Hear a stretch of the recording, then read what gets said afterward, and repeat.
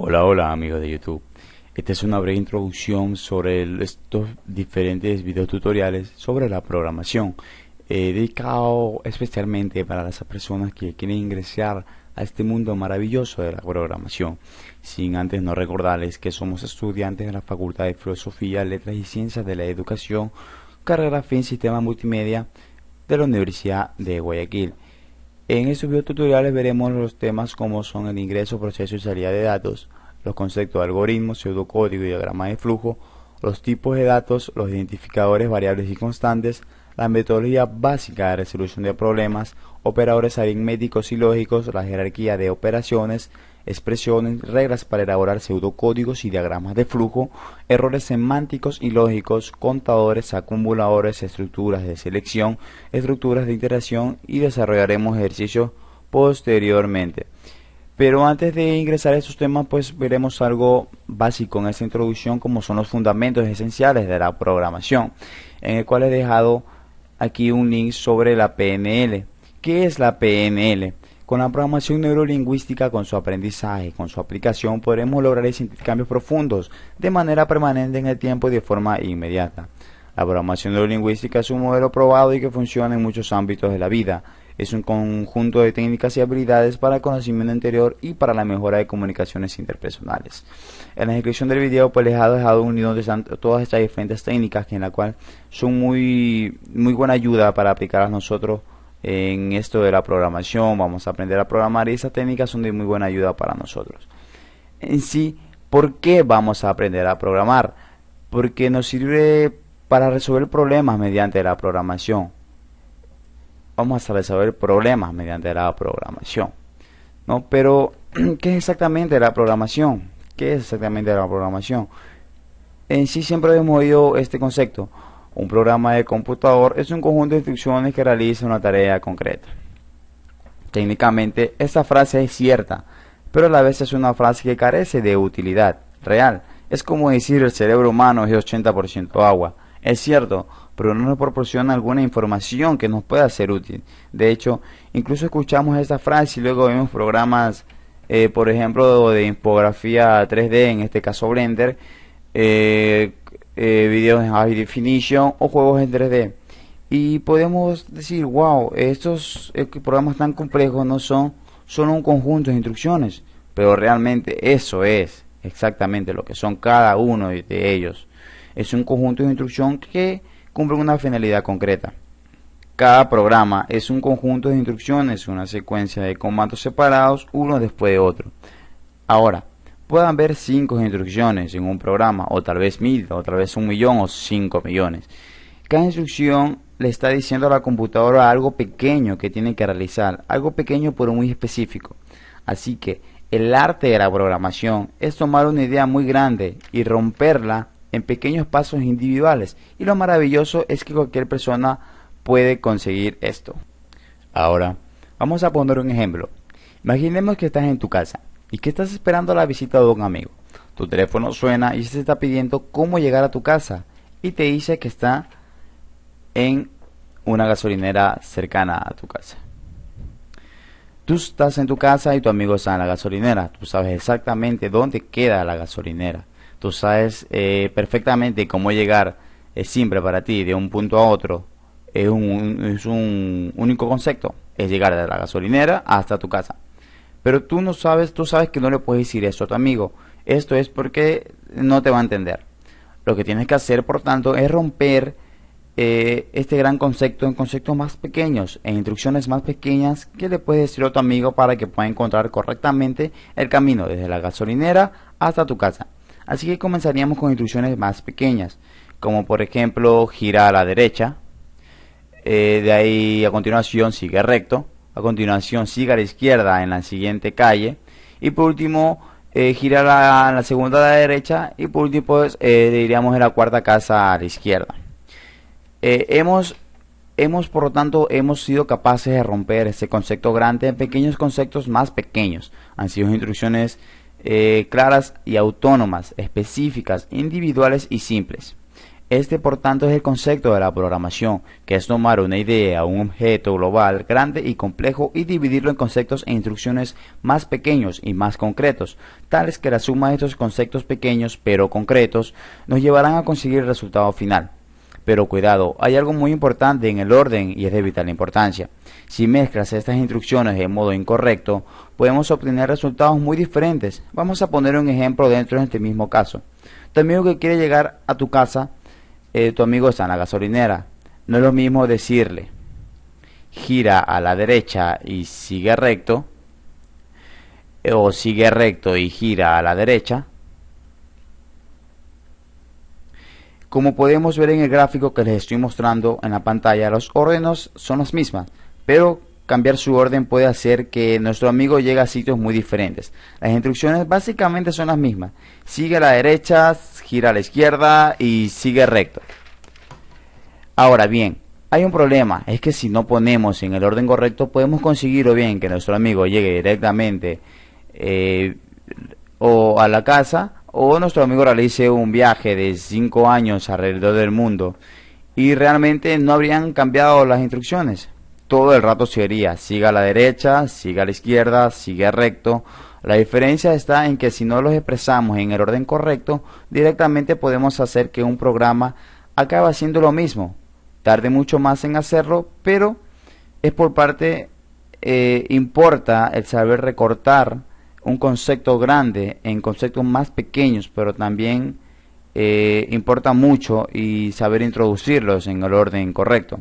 Ya sabemos entonces que la programación consiste en tomar una idea compleja y partirla en instrucciones individuales y luego, utilizando un lenguaje de programación, escribir esas instrucciones.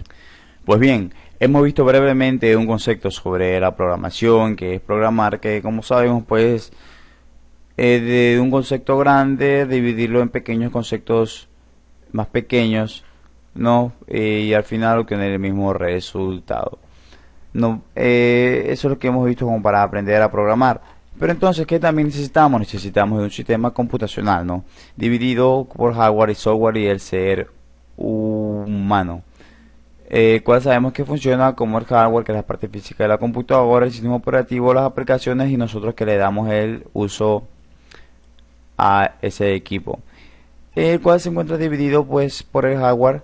Ese puede ser una desktop, una laptop o una notebook, ¿no? Y los software, que son los programas, que se encuentra dividido en el sistema operativo y las aplicaciones, que son un tipo de software que permite al usuario realizar uno o más tipos de trabajo. Son aquellos programas que permiten la interacción entre el usuario y la computadora, dando opción al usuario a elegir opciones y ejecutar acciones que el programa le ofrece. En estas aplicaciones existen las aplicaciones para programar en un lenguaje de programación. Pero en sí, ¿qué es un lenguaje de programación? Como vemos ahora en la pantalla, hay algunos de los lenguajes de programación que más se utilizan hoy en día, ¿no? Esta lista puede variar cada 10 o 15 años, porque normalmente un lenguaje de programación, cuando llega a ser de mayor utilidad, siempre tiene que variar 4 o 5 años hasta que sea tal vez el que más se usa. Y esto pueden variar de 15 a 20 años entre los mejores. Existen un sinnúmero de lenguajes de programación. Y es normal que vayan cambiándolo, y el programador es el que debe de adaptarse al lenguaje de programación que sea el correcto y el adecuado para su época, el que esté en esa época utilizándose. Si consideramos pues el CPU, es decir, el procesador, sabemos que es el cerebro de la computadora. Da igual si es una gran computadora o una portátil, un teléfono, una consola de videojuegos, todo y cada uno de ellos tienen un procesador. Ese procesador es el que se encarga de procesar todas esas instrucciones, que podríamos decir que cuando estamos programando un programa, lo cual estamos haciendo es escribir un código que pueda entender el procesador. Pero sin embargo, esto no es verdad. En realidad no estamos haciendo esto. Lo que entiende la máquina, el procesador, es un lenguaje llamado código máquina. Este código máquina, estas instrucciones, son las que realmente interpreta nuestra computadora. Pero, ¿por qué nos escribimos directamente estas instrucciones? simplemente porque es casi imposible hacerlo. Son operaciones numéricas muy diminutas que trabajan a nivel más bajo, más pequeño de nuestro procesador. Son operaciones perfectamente entendibles para una máquina, pero no para un ser humano. Y lo peor que cada procesador tiene su propio conjunto de instrucciones, su propio lenguaje. Tendríamos que conocer el conjunto de instrucciones que opera cada uno de esos procesadores de cada una de las máquinas con las que vayamos a trabajar. Entonces, un lenguaje de programación lo que hace es acortar esa distancia entre nosotros y el procesador. Algunos de estos lenguajes están tan cerca del código máquina. El que más cerca se conoce es el lenguaje ensamblador, que es el más cerca que está del código máquina. En general, entre más cerca esté el lenguaje de programación al lenguaje máquina, más difícil será de escribir y más compleja será su sintaxis. A eso se le llama los lenguajes de bajo nivel. Pero entre más se aleje el lenguaje de programación al CPU o al procesador, son generalmente más fáciles de escribir y su código es más fácil de compartir también. Muchas veces, sin embargo, esos son muy lentos al ejecutar, ya que realizan una traducción a los lenguajes de bajo nivel y de ahí al código máquina, ¿no? Sin embargo, todo lo que hagamos es convertir al código máquina antes de que pueda funcionar. Pero ¿dónde hacemos esa traducción respectiva? Para eso tenemos estos editores de lenguaje de programación que lo que hacen son escribir el código fuente de un lenguaje de programación. Estos editores de lenguaje de programación son entornos de desarrollos integrados. En este caso podemos ver aquí un NetBeans, un Eclipse, que son programas previamente compilados que nos permite traducir el lenguaje de programación, escribir en el código fuente, o tan simple como puede ser un editor de texto como WordPad o Word. En eso también tenemos los editores de programación online, como puede ser ID1, Codepex, Codebox o Corby. Y pues bien, pues ya teniendo nuestro código fuente, tenemos que hacer que este se convierta en código máquina antes de poderlo poner a funcionar. Y hay dos formas principalmente de hacerlo, lo que se llama la compilación del código fuente y la interpretación del código fuente. Pero bueno, afortunadamente eso no es algo de lo cual debemos preocuparnos en estos momentos, ya que de forma natural la mayoría de los lenguajes de programación se encargan de elegir una u de otra, pero vale la pena conocer las diferencias de esto, de lo cual voy a ponerles un ejemplo muy simple. Digamos que yo tengo mi máquina y tú tienes tu máquina. Entonces yo voy a escribir un programa que quiero que tú lo ejecutes en el tuyo como un lenguaje compilado, ¿no? Al que escribiría un código fuente y entonces tendría un compilado que recorrería el código fuente y tendría un archivo llamado ejecutable. Entonces el archivo ejecutable es el que yo te podría enviar. De esta manera yo mantendría mi código fuente y tú nunca podrías ver mi código fuente, no podrías ver cómo lo realicé, simplemente lo ejecutas de manera normal. En cambio, con los lenguajes interpretados no se puede realizar ninguna compilación del código fuente de antemano, sino que obtendrías una copia del código fuente original. De esa manera, por tanto, desearía que yo cuando yo tenga mi máquina pues interpretara el lenguaje cada vez que quisiera ejecutarlo, el intérprete. ¿Sabe que quisiera ejecutarlo? Porque yo tengo el original. El intérprete entonces, a diferencia del compilador, realiza la ejecución sobre la marcha. Podremos pensar que es como que fuera de línea en línea el código fuente y lo procesando en el acto, es decir, no tiene que compilar el archivo para poderlo poner a funcionar, simplemente puede ir seguidamente una línea tras otras líneas. En cambio, con el compilador pues se necesita un archivo ejecutable el cual se lo ejecuta. Y tú ya has usado un lenguaje interpretado. Cada vez que ingresas al internet por más de 2 minutos seguidos, sucede que tu navegador web, sin que tú lo sepas, ha estado interpretando el código en JavaScript que tenía esa página. Este código JavaScript te ha llegado a través del internet, junto con un montón de otros archivos, como son las propias páginas web o las imágenes que se han enviado con el código al navegador. El navegador ha enviado simplemente y lo ha interpretado. Es decir, que nosotros vimos un navegador web, simplemente lo que me está haciendo JavaScript es interpretar todo eso con las imágenes que me envían y todo. Pero cuál de estos ambos es el mejor? Pues bueno, cada uno tiene sus ventajas y sus desventajas. Y bueno, entre las ventajas de los lenguajes compilados tenemos que estos están listos para ejecutarse, distribuirse y prácticamente en cualquier máquina, ¿verdad? Mucho más rápido, ¿no? Eso es lo que hace que sean usualmente más rápidos. El cual el código fuente también es inaccesible. Es decir, que solo yo puedo ver mi código fuente, solo yo puedo ver cómo lo realicé, nada más. Como les explicaba en el ejemplo anterior, le envío un ejecutable nada más. Pero esto hace que esto no sea multiplataforma. Es decir, que si quiero ejecutarlo en otra plataforma, tengo que hacer una recopilación del programa para que lo pueda ejecutar. Esto quiere decir que sean un poco flexibles y el cual para hacer una recompilación requiere un paso extra al realizar, el cual pues eso no necesita el lenguaje interpretado porque estos sí son multiplataformas como ventajas, ¿no? Lo cual les hace mucho más sencillos de probar y en el momento de probar pues los errores se detectan más fácilmente, tenemos como ventaja, pero en su desventaja pues requiere un intérprete que eso no necesitamos en los lenguajes compilados, ¿no? Y esto hace que requiera a menudo que sean mucho más lentos, ¿no? Y que el código fuente que tanto me ha costado crear, cualquiera lo pueda ver normalmente. Pero precisamente que hay cosas buenas en los lenguajes compilados y también cosas buenas en los lenguajes interpretados, existe una tercera forma de hacer todo esto, que es una aproximación intermedia que tiene un poco de ambos. En lugar de modelo compilado donde todo el trabajo se hace por adelantado, pero que puede ser más inflexible, o un interpretado donde todo el trabajo se realiza en el extremo receptor, pero puede ser un poco más lento, se puede hacer algo que esté justo en medio. Lo que hacemos es compilar parte del código que se llama un lenguaje intermedio. Es un archivo que está a medio camino entre el código máquina y el código.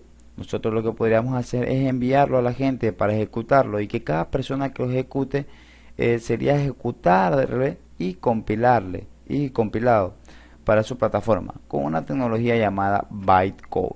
Usando ese lenguaje tenemos una mezcla entre los dos. Tenemos la rapidez del lenguaje compilado y tenemos la flexibilidad del lenguaje interpretado. En esta tecnología bytecode eh, es la aproximación intermedia, ¿no?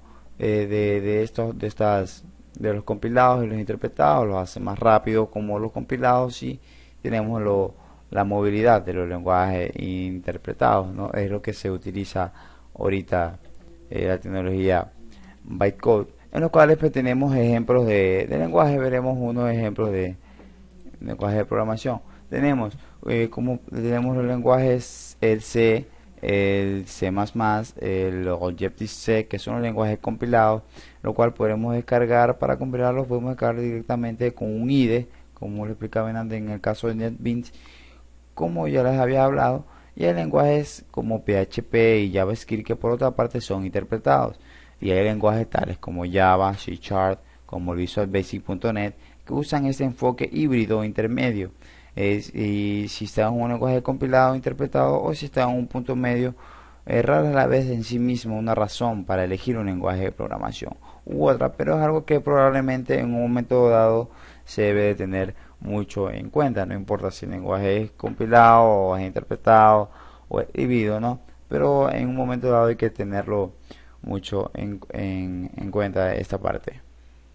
Y bueno, hemos visto una breve introducción sobre lo que es programación, lo que es programar, algo, algo pequeño de lo que son los fundamentos esenciales de programación, lo que necesita saber todo programador el cual va a realizar programas, como esa de qué es programar, qué es aprender a programar, para qué sirve la programación, no, cuál es su fin, no, y lo que se necesita, que son los sistemas computacionales, hardware y software, los cuales de los software podemos ver las aplicaciones que son como el lenguaje de programación, y el cual pues, la diferencia entre los interpretadores y los compiladores, ¿no? Que son los lenguajes de programación. Ya sabiendo esta teoría básica de los fundamentos esenciales, podemos pasar al primer tema, que cómo es el ingreso, proceso y la salida de datos en un lenguaje de programación.